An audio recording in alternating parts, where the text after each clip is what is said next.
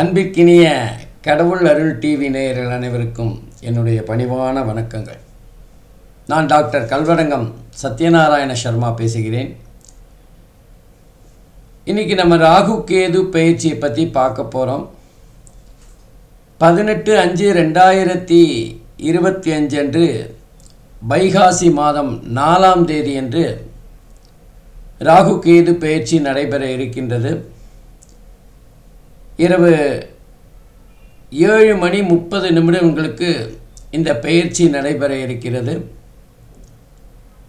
இதுவரை மீன ராசியில் பூரட்டாதி 4வது பாதத்தில் சஞ்சாரம் செய்து கொண்டிருந்த ராகு பகவான் கும்ப ராசியில் பூரட்டாதி 3வது பாதத்தில் சஞ்சாரம் செய்ய இருக்கின்றார். கேது பகவானை பொறுத்தவரை இதுவரை கன்னி ராசியில் சஞ்சாரம் செஞ்சிருந்தார். கன்னி ராசியில் உத்திரம் 2வது பாதத்தில் சஞ்சாரம் செய்து கொண்டிருந்த கேது பகவான் சிம்ம ராசியில் உத்திரம் 1வது பாதத்தில் சஞ்சாரம் செய்து பலன்களை தர இருக்கின்றார். பொதுவாக அசுப கிரகங்களான ராகு கேதுவோட பலன்கள் எல்லாரும் எதிர்பார்ப்பாங்க. எப்படி குரு பயிற்சி பலன்களை எதிர்பார்க்குறாங்களோ அதே மாதிரி ராகு கேது பயிற்சி பலன்களையும் எதிர்பார்ப்பாங்க. ஏன்னா நமக்கு இந்த வாழ்க்கையில் எல்லாருக்குமே ஒரு ஆசை உண்டு, வேகமாக வளரணும், திடீர்னு நம்ம பணக்காரன் ஆயிடணும். படிப்படியாக முன்னேறுவது பலருக்கும் பிடிக்காது. இந்த சினிமாலெலாம் காட்டுவாங்களே, ஒரு வருஷத்தில் அப்படியே திடீர் பணக்காரன் ஆகிற மாதிரி நம்ம திடீர்னு பணக்காரன் ஆகணும் அப்படிங்கிற ஆசை எல்லாருக்கும் இருக்கும். அந்த விஷயத்தை ரொம்ப கனக்கச்சிதமாக செய்யக்கூடியவர் ராகு பகவான். ராகுவை போல் கொடுப்பாரும் இல்லை, கேதுவை போல் கெடுப்பாரும் இல்லைன்னு சொல்லுவாங்க. ஆனால் இன்னொரு விஷயம் சொல்லணும். ஏன்னா ராகு கொடுப்பதை யார் தடுப்பார் அப்படின்னு சொல்லுவாங்க. உண்மையில் பார்த்திங்கன்னா ராகு கெடுப்பதை யார் தடுப்பார் அப்படின்னு சொல்லணும். ஏன்னா ராகு கேது பலன்கள் யாராலுமே தடுக்க முடியாத ஒரு விஷயந்தான். ராகு அப்படின்னா அது பிரம்மாண்டம் அப்படின்னு சொல்லலாம்.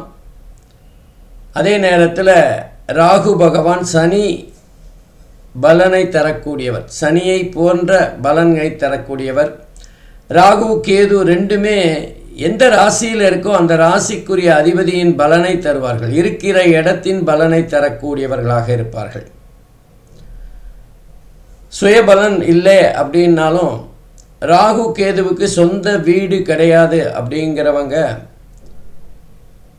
அந்த ராகு கேதுவோட பலாபலன்களை பார்க்குறப்போ மிக அற்புதமான வீரியமான பலன்களை தர இருக்கின்றார்கள்.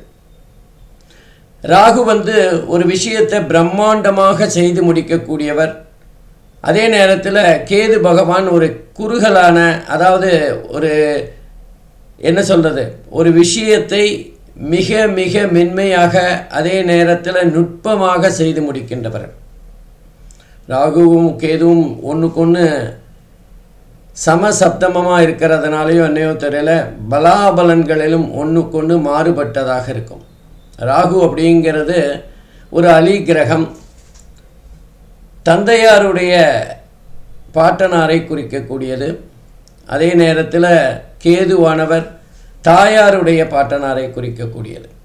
அப்போ இந்த ராகு கேது 2 கிரகங்களுமே தங்களுடைய காரகத்துவத்தை இந்த காலகட்டத்தில் செய்ய இருக்கின்றார்கள்.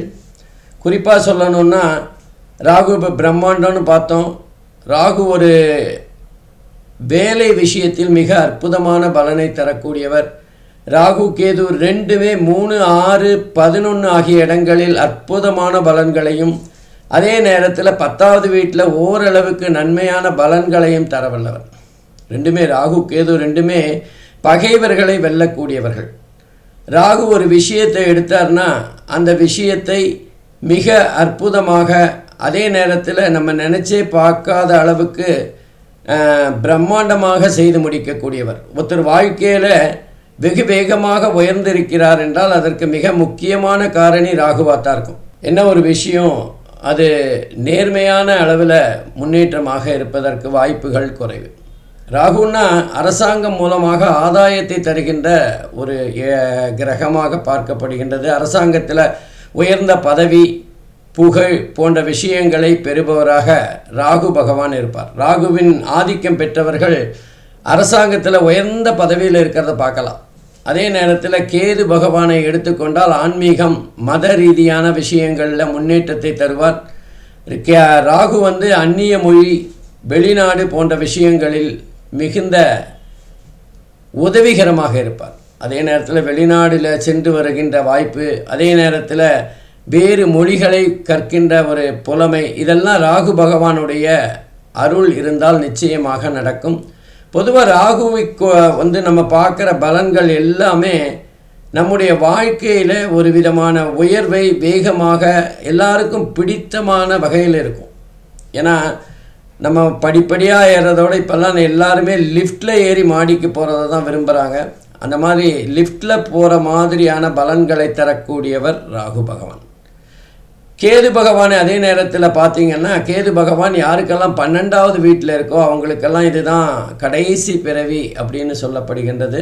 இந்த மாதிரி இந்த ராகு கேது இருவருடைய சஞ்சாரம் கும்பராசியில் ராகுவும் சிம்ம ராசியில் கேதுவும் இருந்து ஒவ்வொரு ராசிக்கும் எப்படிப்பட்ட பலாபலன்களை தரப்போகிறார் அப்படின்னு பார்க்கலாம். வாங்க பார்க்கலாம். அன்பிற்கினிய விருச்சிக ராசி அன்பர்களே, ராகு கேது பயிற்சி உங்களுக்கு எப்படிப்பட்ட பலன்களை தரப்போகிறது அப்படின்னு பார்க்கலாம். ராகுவானவர் மீன ராசியிலேருந்து கும்ப ராசிக்கு பயிற்சி ஆகிறார். கேது பகவான் கன்னி ராசியிலேருந்து சிம்ம ராசிக்கு பயிற்சி ஆகிறார். அதே நேரத்தில் சனி பகவான் விருச்சிக ராசிக்கு 5வது இடம் என்று சொல்லப்படுகின்ற பூர்வ புண்ணியஸ்தானத்தில் சஞ்சாரம் செய்கிறார். குரு பகவான் அஷ்டமஸ்தானத்தில் சஞ்சாரம் செய்கிறார். பொதுவாக விருச்சிக ராசி அவர்களுக்கு அவர்களுடைய பேச்சு தான் முதல் எதிரியாக இருக்கும்.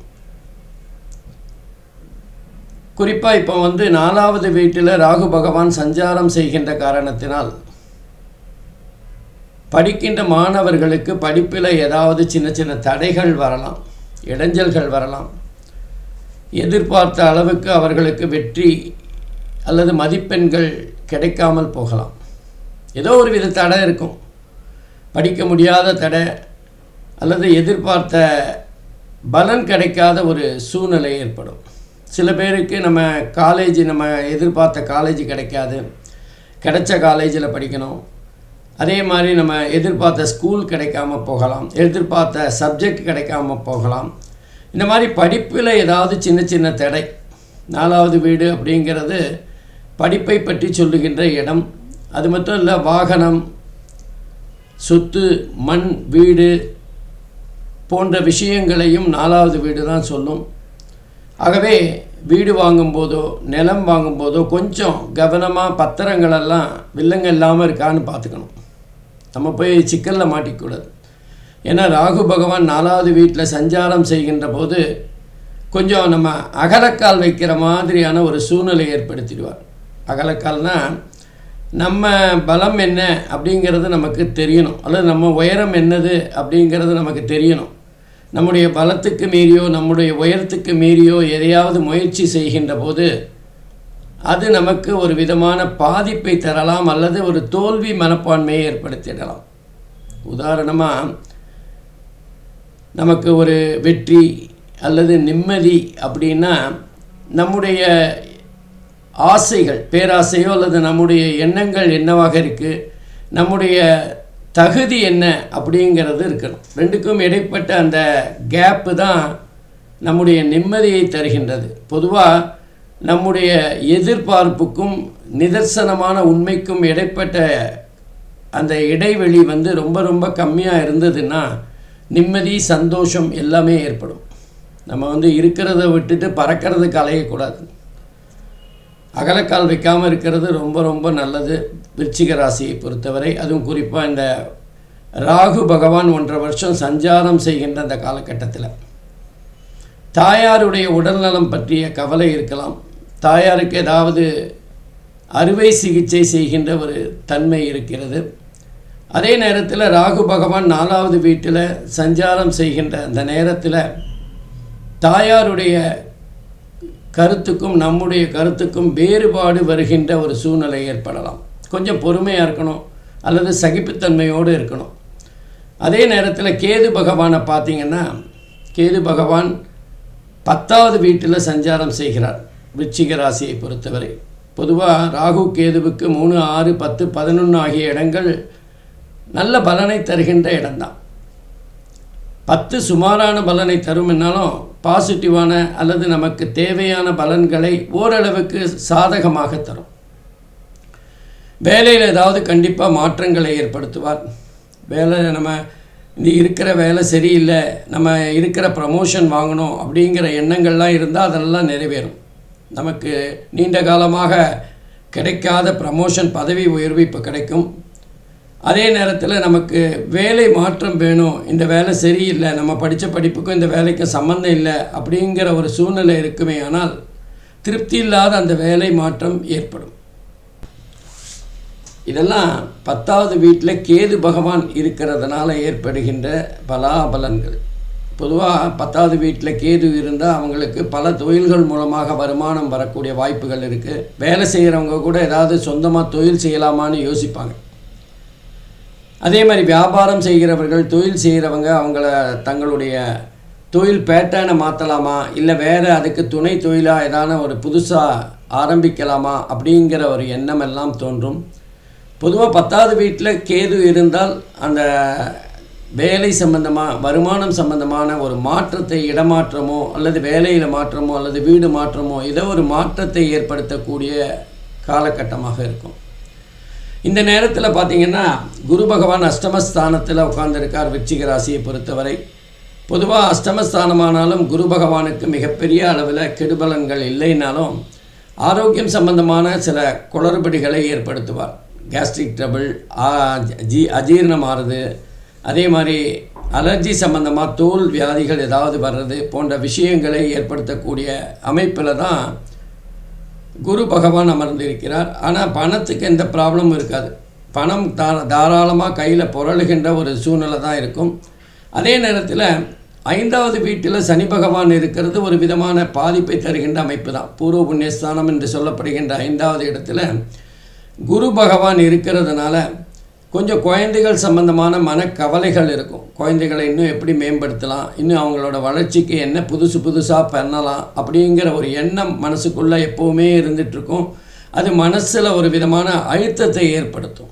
பொதுவாகவே நம்ம ஒரு மனுஷனுக்கு நிம்மதி அல்லது சந்தோஷம் இதெல்லாம் எப்போ கிடைக்கும்னா அவர்களுடைய ஆசைகளுக்கும் அவர்களுடைய உண்மையான நிலைக்கும் இடைப்பட்ட இடைவெளியானது எவ்வளவு குறுகலாக இருக்கோ அவ்வளோ சந்தோஷம்.